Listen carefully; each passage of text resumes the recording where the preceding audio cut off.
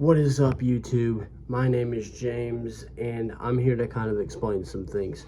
So, first of all, I have no kind of clue where this video is going to end up. It will be on YouTube, obviously, but whereas in the sense of what channel, because obviously I have, or had, a former channel called Tornado TV, which, if that's still up, go check it out. I don't know if it will be or not.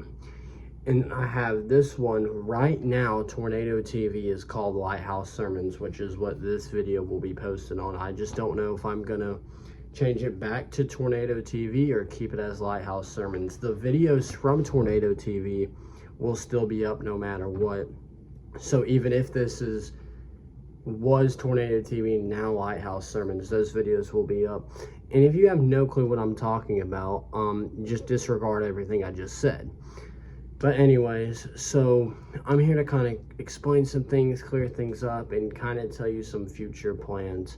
So I have decided to pivot away from the content that I was making on Tornado TV, not because it was anything wrong or I had a problem with any of the content, but I felt like I had, if you don't know, I have 2 videos and 2 shorts posted, and I haven't posted since I think October. Yeah, it's been a minute. So you might be saying, James, why have you not posted since October? Why have you not filmed? Why haven't you done anything? And the truth is, I have filmed about 5 to 6 videos since October. That meant to be uploaded, but every time I was editing them, I would get them done and I watch them and I go, I hate it. Like, this is not good. This is not what I want to post. This has nothing to do with anything. I did videos on Auburn games. I did videos on country music award shows. I did videos on MMA. I even expanded to movies and TV, and it just, none of it stuck. Like, there was no substance. I felt like I was just watching a video of me sitting down and talking, and there was no, it just felt like copy and paste, like the same material over and over and over again, which is what I've tried to avoid in content creation. And then, I kind of thought about it and realized the reason why it got so stale and it got so just hard to post was because I felt like the videos revolved around me and on how I reacted or how I said things or how, I can make the video entertaining or enjoyable or funny, which those are all good, but my point of content creation was always to have a purpose that pushed past me, in the sense of to build something, that will go down the line farther than I ever will, to build an idea, to build, something that I can push out and it not be me, but it be rather a message or something. And originally that was going to be humor. I was going to make funnier stuff, and I was going to try to use my personality to kind of push out just a good humorous channel. But the more and more I kind of realized that, I was just focusing on myself too much, and I was trying to push myself out. And that's never the guy I wanted to be. I never wanted to be this super dynamic personality on YouTube. I just wanted to post stuff that I was super passionate about. And something I've been super passionate about in this long break that I have been is the Word. If you don't know, I am very religious. I'm in my Bible very often, and I feel like this was a correct pivot to go through, just because the gospel is something so much farther than all of us. Because at the end of the day, I'm one of 8 billion personalities. You can meet 8 billion people that are different from me, and there are all there's great people out there. There's probably people far better than me. There's probably people more enjoyable than me. There's probably people funnier than me. There is people funnier than me. There's people, more likable than me. There's people more caring.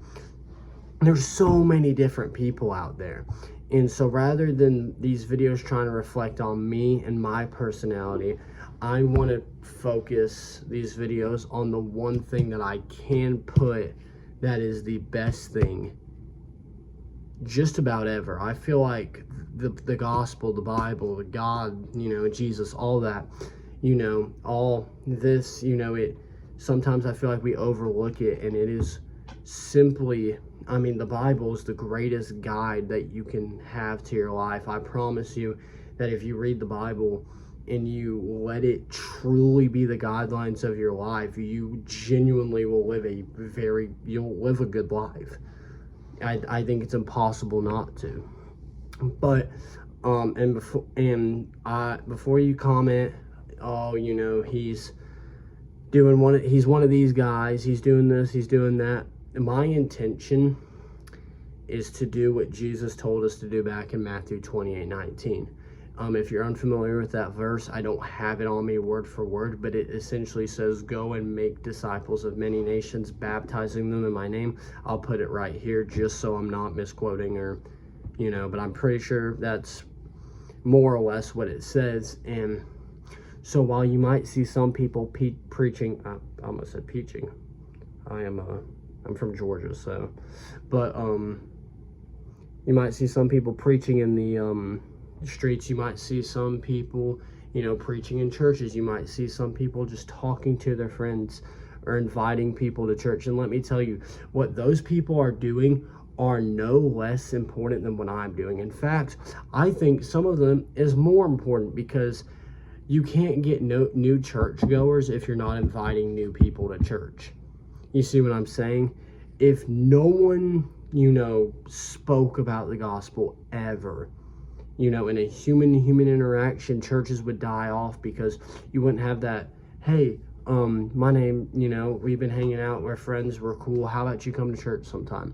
You wouldn't have that. You would just have, Bible YouTube channels that spoke about doctrine. And if you're not interested, if you don't make a connection with the person, no one's gonna care. But so before you go any of this, this is just simply my way of spreading the gospel. There's nothing behind it. I'm not gonna be another one of those people that just posts about God just to make myself feel better. This isn't a self thing. This isn't something I'm necessarily doing for myself. I think it could be good for my spiritual journey to get into the word more, because this will cause me to get into the word more. But I think it's important to spread the word to others, because the gospel has changed my life. Why not spread it to others? So that is my main mission with this YouTube channel. So I just want to go ahead and clarify that, and clarify the name. So the name of the YouTube channel is called Lighthouse Sermons, and you might ask, why Lighthouse Sermons? What does this mean? Is this ChatGPT? What is going on? And no, it's not. It's not ChatGPT. So a song that my faith was not necessarily built upon, but it was played in VBS at a very young age, and a lot of VBS's was My Lighthouse. If you know, you know. And the song goes, my lighthouse, guiding me in the darkness, you will carry me safe to shore. And I feel like everyone can relate to just those simple lines in a song that is a believer. And those simple lines of, hey, at one point I was lost at sea, I was in the darkness, and then a light shined on you. Not an actual light. If your testimony involves God literally coming to you in a light, we need to talk, because that's pretty awesome. But a metaphorical, a figurative light shining on you and guiding you back to land, showing you the path, leading you back to light. That is what My Lighthouse taught me at a very young age.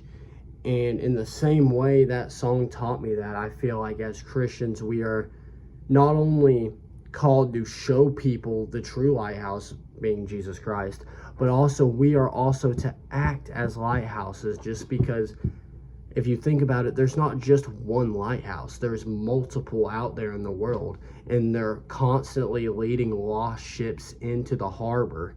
So that is my goal. This is why I call it Lighthouse Sermons. It is to use this channel as a lighthouse to any of those who are lost, whether that be spiritually, or if they have questions, or if they're just wanting to learn. If you're one of my friends watching this channel, whatever it be, I just hope that this channel can be a source of light in your life. That is why it's called Lighthouse Sermons. And so I think I've covered all the basics. I would be remiss if I didn't at least share a little bit of the word with you, because I don't like how people will, talk to God about, they'll talk to God, or they'll preach God, or they'll share God with you, and they'll never use sermon. They won't open up their Bible, and that bothers me. If you're just having a conversation with someone and someone pulls out a Bible, I mean, I'd be like, oh, okay, well, like, what? You're just carrying that? But, which would be pretty impressive, all things considered, if someone just pulled a Bible out of their shirt or something. But I more or less mean when they're speaking, or they're trying to push out the gospel, which is what I'm trying to do. So I'm going to share this passage for you. It's in John chapter 1. If you care to read on, it's John chapter 1 verse 5. I'll pop it up on the screen too, so you don't have to run across the room if your Bible's across the room. But it says,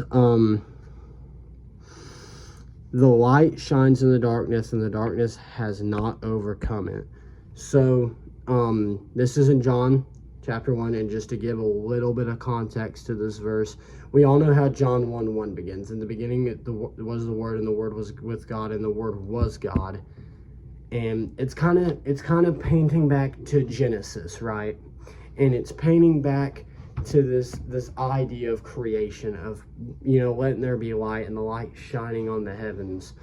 And it's talking about Jesus, because John is a gospel simply meaning there's is it 4 or 5? Matthew, Mark, Luke, John. There's 4 gospels. Okay, I knew there was 4. Don't at me in the comments. But Matthew, Mark, Luke, and John, those are the 4 gospels, and those are the 4, I guess, tellings, testaments of Jesus's life. That's where we get most of what Jesus did in his life here. And so in John chapter 1, it is already highlighting Jesus's life by showing that he is the light of the world. It's painting and making the crossover point back to Genesis. And in the same way that Jesus is the light in the world, I mean, we are also called to be the light of the world, the salt of the earth. It says all this in Matthew, mainly, I think. I'll put up receipts. But yeah, so I just wanted to share that. That verse simply is showing how Jesus is the light, and the darkness or the evil, it can't overcome it. It never will.